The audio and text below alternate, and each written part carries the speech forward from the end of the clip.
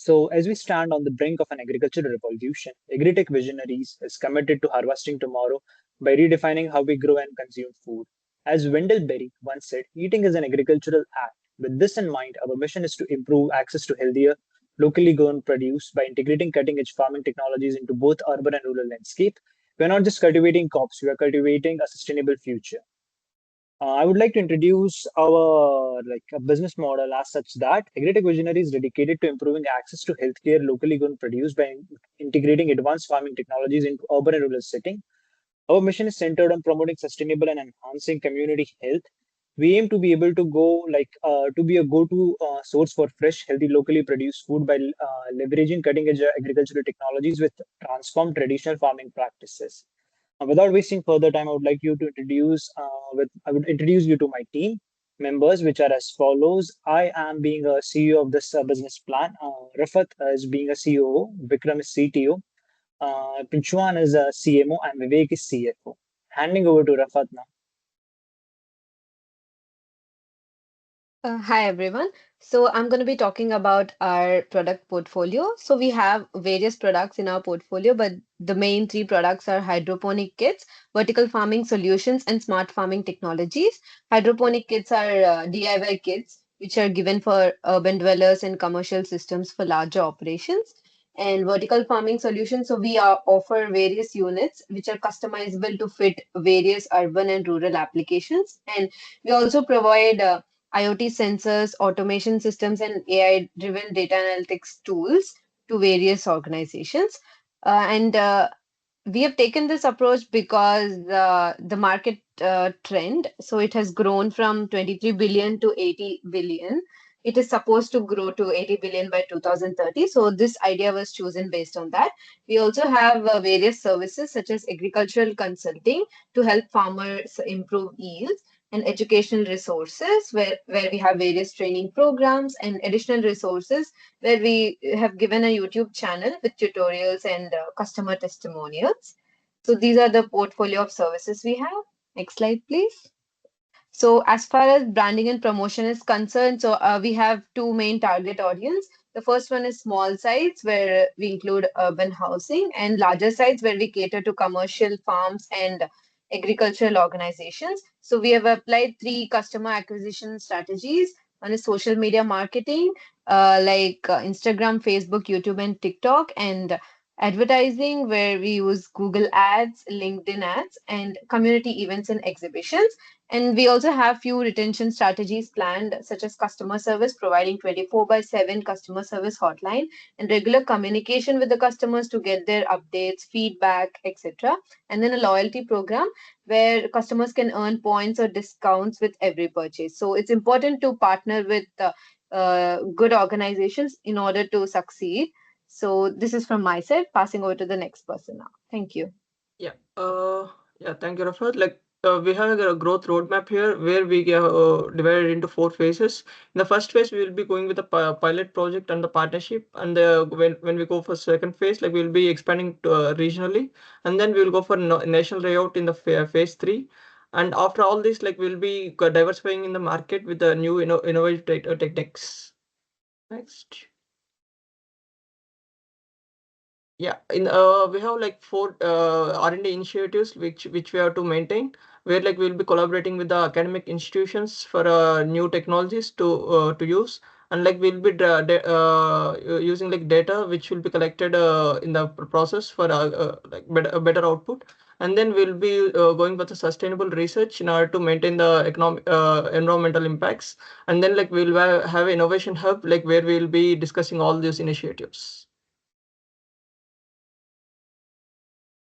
And then like we are, in order to maintain the sustainability and like environmental impacts, like we will be concentrating mostly on four things, like which is like chemical free produce, which we will go for organic farming, and then like resource optimization, will not use much tools, like we'll go for the automated irrigation and farming tools. And then we'll go for community engagement, where to teach the community how to use these technologies. And then like eco-friendly practices, like in order to reduce the water, and like we'll reuse the composites. And we have the organized structure here where we have it is divided into five different teams. Like executive team which will take part in strategy and decision making, and then the operations team which will be going with the day-to-day management and logistics, and the R&D team which will go innovating the things and technology developments, and sales and marketing team which will concentrate on customer acquisition and market expansion, and then like support staff which will be supporting in to all other four different departments. Our hiring strategy is divided into three phases: initial phase, expansion phase, and growth phase. For the initial phase, we will hire key people for operation, R&D, and sales. We will offer good pay, growth opportunities, and training programs to attract top talent. In the expansion phase, we will focus on regional offices and distribution centers. We will hire sustainable farming experts and ensure a smooth onboarding process. In the growth phase, we will hire for national operation and support staff. We will increase hiring, invest in employees' development, and retain our team members. And next, let's discuss about the risks and how we will handle it. We have four main areas of risk: operation, financial, regulatory, and legal. For the operation risk include technology failure, supply chain issues, and environmental factors. We will invest in strong technology and build good supply chain relationships. For the financial risks involved funding, cost management, and market changes, we'll plan our finances carefully and keep a flexible budget. Regulatory risks are about following agricultural laws and protecting our intellectual property. We will stay updated with the regulations and protect our IP. Legal risks include lawsuit liability, health and safety rules. We will follow the strict legal and safety guidelines. And next, let's talk about our investment of $1.4 million. For the facility expansion is $500,000. Research and development is $300,000. Marketing and sales is $200,000. And for the talent acquisition and training is $150,000. The next one is the working capital is $250,000.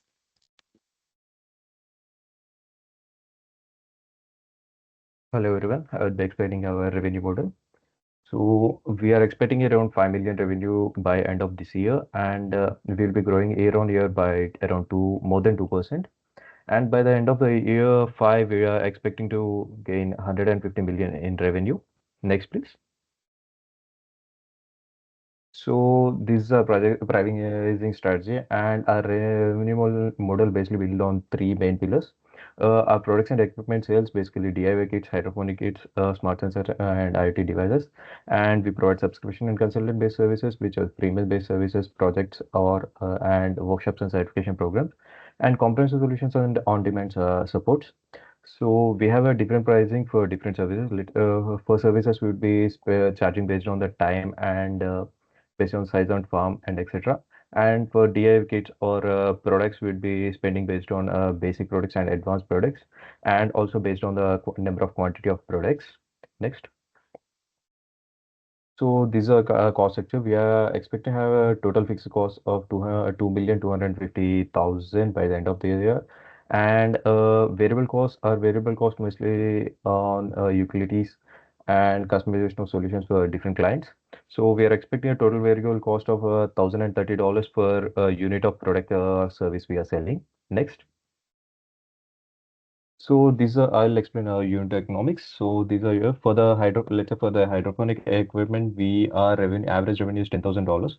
In that, our variable cost is there 1030, and our contribution margin is 8970. In that, if you remove fixed cost, we are gaining around $7,900 of revenue on the hydroponic equipment. Likewise on different products. And in our total contribution margin, we are selling more DIY kits, but we are getting more revenue on hydroponic equipment around $870,000, and we are expecting a total annual revenue contribution of 2,175,000. Next. So this is our balance sheet. We will be having by the end of the year, revenues will be 800,000, and future non-current assets of 1,050,000, and short-term liabilities of 108,000, and long-term liabilities of 387,000, and we are expecting to have a equity of $1,092,000. Next.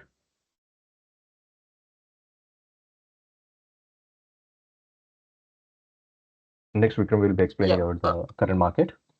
Yeah, like according to market, like we have three different farming technologies we are concentrating on, which is like hydrophobic, where like we are expecting $16 billion by 2025, and then like vertical farming, which is like 3 billion in 2020, and then reaches like 13 billion by 2026, and we have a smart farming, which is like 13.1 billion in 2020, and anticipated to reach like 26.8 billion by 2027. And in all three, these three, like we have hydrophobic and smart farming, which is like mostly used in North America, and vertical farming is like not even emerged in the North America here. Next. And based on the customer need, we'll be planning the facility. We'll be selecting the site and like going with the layout, and then we'll go with the structural designs according to the need. And then like based on the farming we select, like either it will be hydrophobic or vertical farming, we'll be designing accordingly. Unlike when we see the adoption rate, like hydrophobic, we have 60% in North America, and like in the smart farming it is like 70%, but in a large scale. And the vertical farming is like 45% in the urban agriculture initiatives, like that too in Europe, and like North America is getting supported for that. And the economic impact, like hydrophobics reduce the import dependency, and vertical farming it uses like less space, and for smart farming it will enhance the productivity and sustainability. And environmental benefits, like hydrophobic uses like 90% less water, and vertical farming it uses very like less land. And like smart farming, which it will improve the efficiency, and like enhances the soil health by using less chemicals. Okay, thank you, Vikram, for your presentation. AgriTech Visionary presents a comprehensive approach to modern farming, combining technological innovation with a strong commitment to sustainability and community well-being. The company's secret strategic focus on research and development, market expansion, and customer engagement positions its will to capitalize on the growing demand for sustainable agricultural solutions. With a clear vision, robust product offerings, and a well-defined roadmap, AgriTech Visionaries is positioned to become a leader in the agricultural industry, driving positive change and setting new standards for the future of farming. And as our tagline goes, we are here together harvesting our tomorrow.